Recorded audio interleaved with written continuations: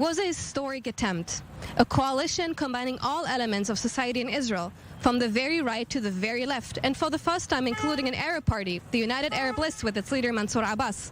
But the government dissolved itself in late June. The ideological differences were too big, and in early November, the citizens of Israel will be asked to the polls again. How do Palestinian citizens of Israel or Arab Israelis view the upcoming elections? Who represents them, and which issues do they want politicians to tackle? Maybe it's better to support the United Arab List, so we'll be in the government and have influence on the Arab citizens, to give them their rights and improve their conditions in the state of Israel. Personally, the last time I voted for the United Arab List, I thought it was right that they would participate in the government and be a partner. In the end, we live here, and we should be partners in decision-making in these matters. In my opinion, it wasn't 100% successful. The attempt was right. Hopefully, the coming years will be better. Kfar Qasim, located right next to the Green Line between Israel and the West Bank. Here, on the 29th of October 1956, 48 men and women, one of them pregnant, were killed by the Israeli border police. They had violated a curfew of which they were not aware had been imposed earlier the day in the wake of the Sinai War. The Israeli government has never formally taken responsibility for the massacre, but it has become part of the collective memory, not only of the people of Kfar Qasim, but beyond that.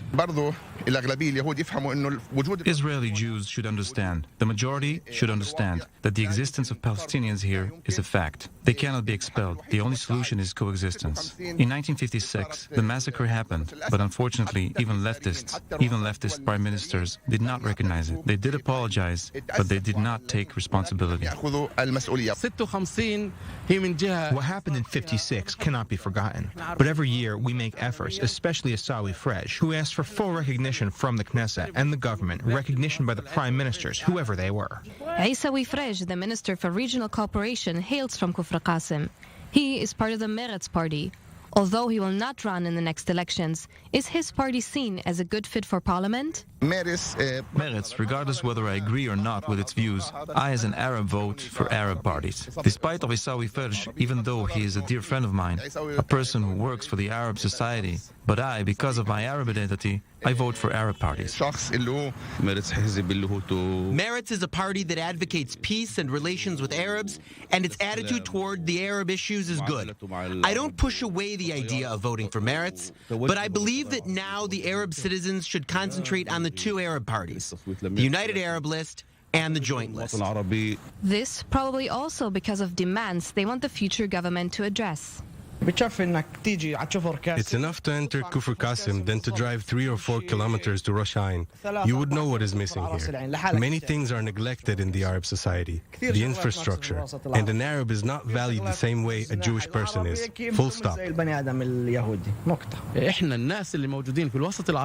Today, we in the Arab society, in this state especially, seek one thing. It is security and safety. The most important thing to me, and I say it without shame, with Netanyahu or whichever government, is that the Arab society is not marginalized and gets its own rights, with or without Netanyahu or Lapid or others. It doesn't matter to us.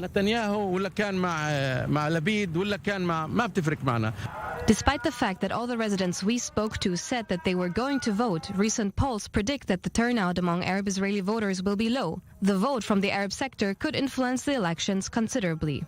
Many here believe that only an Arab party will follow their interests. The next elections are another chance to make their presence felt in Israeli politics.